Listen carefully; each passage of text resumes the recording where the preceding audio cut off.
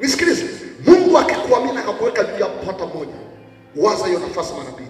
Hata mmoja tu akakaa ukawa mbele yake huko nyuma yake, nafasi position umepewa, waza takuonyesha huko mbele.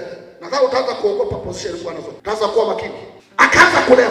Bwana leo amepata pesa, amepata umaarufu, amejulikana. Watu wameanza kutoa mafungu, ameanza kula na kuwaonea. Na ndiko kitu watu wengi wanafanya. Watu wanapata kipawa, anadhani kwa ajili ya tumbo lake. Ndio anatumia nafasi zao. Ni kwa sababu unapokuwa na kipawa, nyuma yake kina neema. Every gift have grace. Biblia inasema aliwapa neema kwa kadiri ya kipawa. Maana yake kwa kadiri ya kipawa chako ndio kwa kadiri ya neema. Kwa maana hiyo Mungu anafunga kipawa na neema.